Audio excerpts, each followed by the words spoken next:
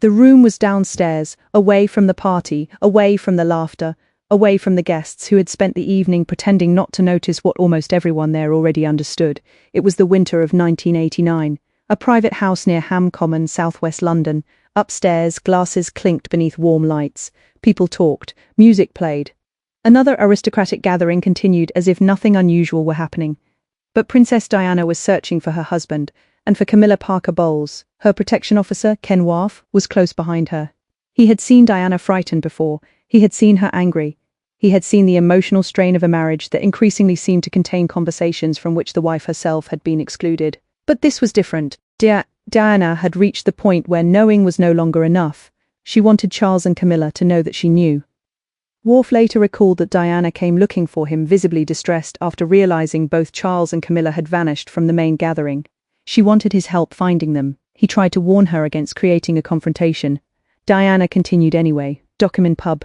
They descended the stairs, and there they were. Charles, Camilla, together in a softly lit corner. According to Wharf, the pair rose when Diana appeared. For a few seconds, nobody quite knew what would happen next. Diana walked toward Camilla. No shouting.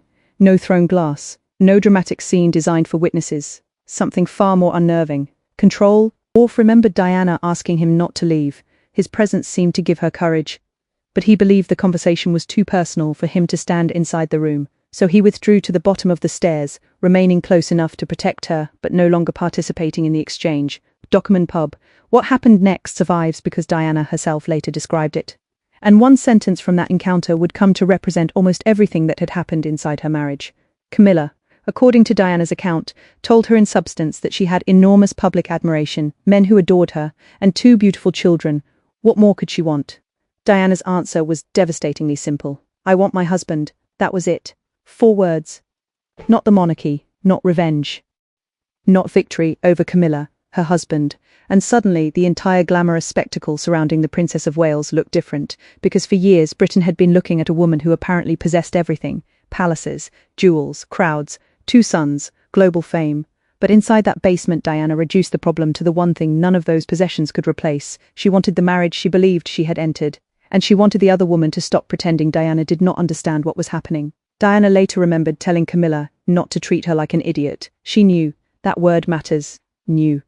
Because much of Diana's suffering had come not merely from suspicion, but from being placed in a position where she felt expected to behave as though what she perceived was not real. The calls, the disappearances, the emotional closeness, the history between Charles and Camilla, the atmosphere whenever their names entered the same conversation. Diana had spent years seeing pieces of a picture other people seemed unwilling to name. Before we continue, let us know in the comments, what city are you watching from, and what time is it there right now? And when the story is over, come back and tell us what you thought. We'd love to hear your honest review. Now, let's get back to the story. Now she named it herself. And Ken Wharf was standing only a short distance away when she finally did. To understand why that took such courage, we have to rewind.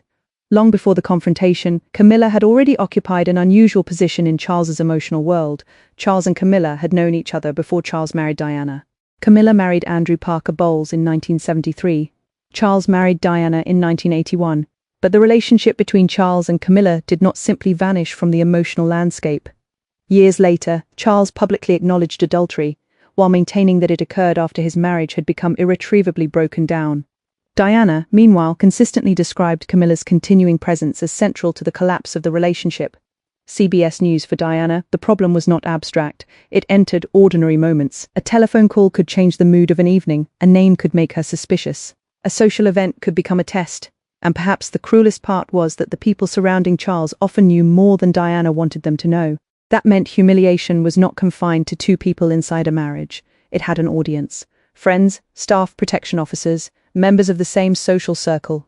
People who understood the arrangement but were rarely in a position to challenge it. Diana was not merely frightened of losing Charles. She was frightened of being the last person expected to pretend nothing was happening.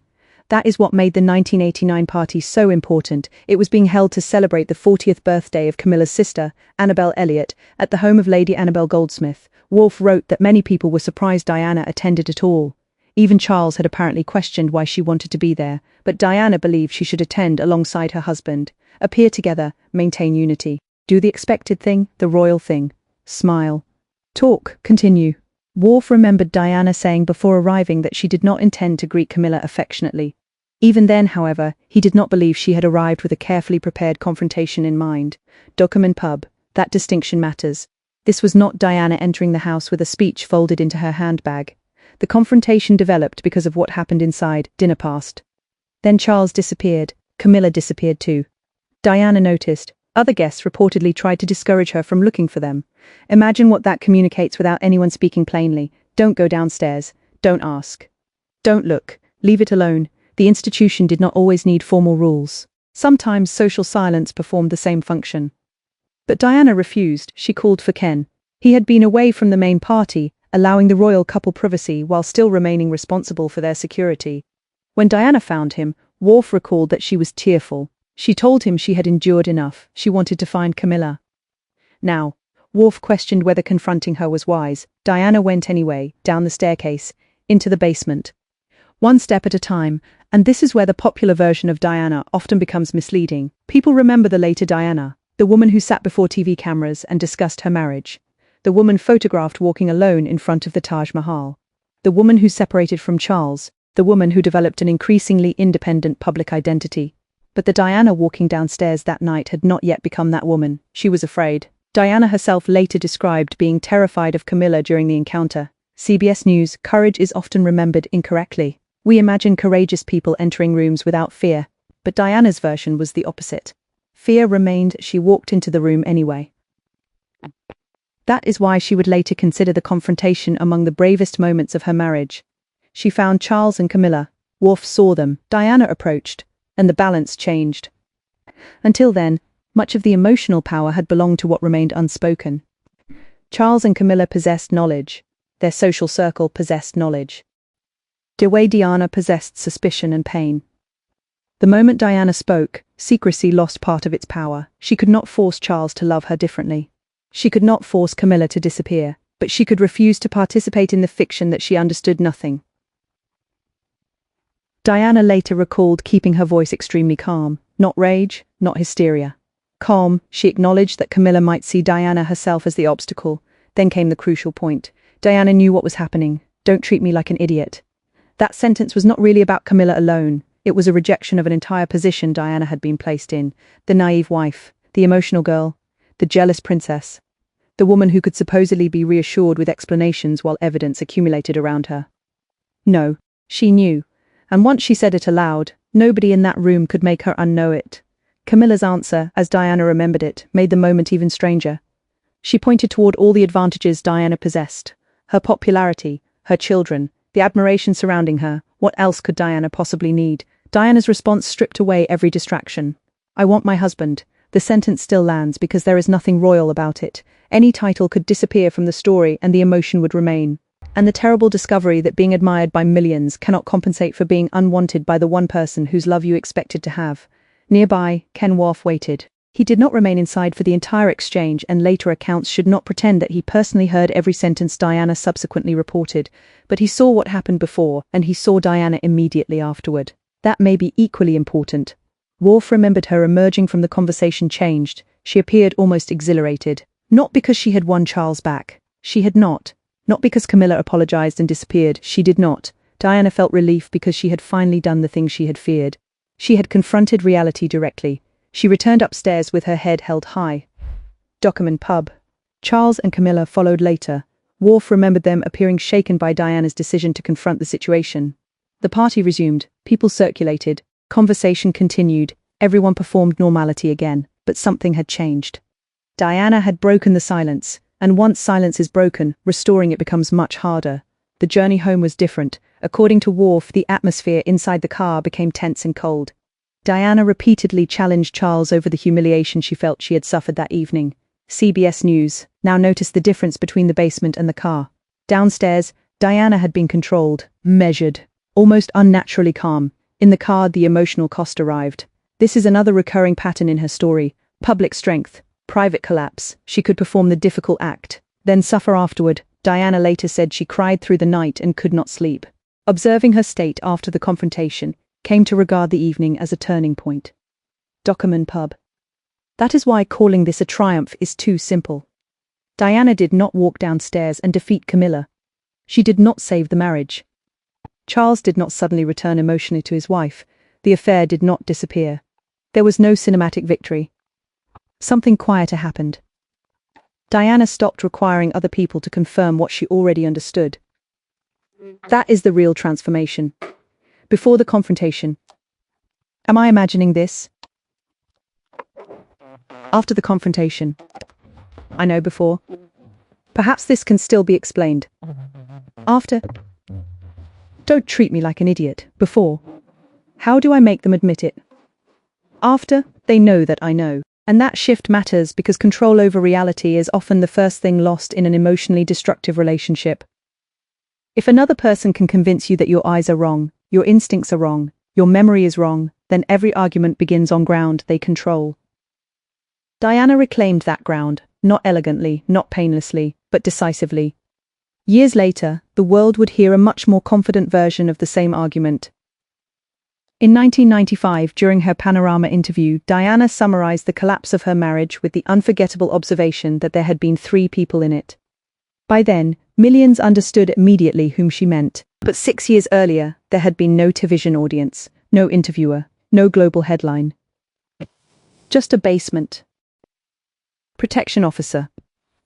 Charles, Camilla, and Diana. Perhaps that is why Ken Worf's testimony carries such weight. He was not reconstructing the night from newspaper photographs. He had physically walked downstairs with her. He saw her distress before she entered. He saw Charles and Camilla together. He saw Diana find the courage to approach. He waited nearby. Then he saw the woman who came out. CBS later quoted Worf saying that the confrontation seemed to release something Diana had carried for a long time. Afterward, in his view, a stronger Diana began emerging. CBS News. That is the part the title cannot reveal. The shocking thing was not simply what Diana said to Camilla, it was what happened to Diana after she finally said it. She stopped being merely the woman waiting for someone else to tell the truth. She began becoming the person who would tell it herself, not immediately, not perfectly. There would still be years of pain, there would still be desperate moments, mistakes, anger, and attempts at reconciliation. Charles and Diana formally separated in 1992 and divorced in 1996, CBS News, but the basement confrontation represented a psychological line. On one side stood the Diana who feared Camilla. On the other stood the Diana who had looked directly at her. The difference was only a staircase, yet emotionally it was enormous. Go back to that house one final time. The party upstairs, the laughter, the polished shoes, the glasses, the carefully managed social world. Then below it, another room, quieter. Charles and Camilla in a corner. Diana appearing at the entrance, Ken Worf behind her. For years, Diana had been surrounded by people who knew something she desperately wanted acknowledged. That night she stopped asking permission to acknowledge it. She walked forward. She spoke calmly. She told Camilla she knew. And when Camilla reminded Diana of everything she had, admiration, attention, children, and extraordinary public life, Diana gave the answer that exposed the emptiness beneath the fairy tale. I want my husband, 4 words. That was what the princess with everything believed she was missing. And although Diana left that house still married to Charles, she did not leave it as exactly the same woman who had entered. Ken Worf had watched her descend the stairs frightened. He watched her come back up, having faced the thing she feared. Marriage would continue for a time. The photographs would continue. The appearances would continue. But the illusion had been wounded. Diana had finally looked directly at the hidden arrangement shaping her life and said the words nobody around her could force back into silence. I know. And from that night onward, knowing would no longer be enough. Eventually, Diana would speak, and the entire world would hear her.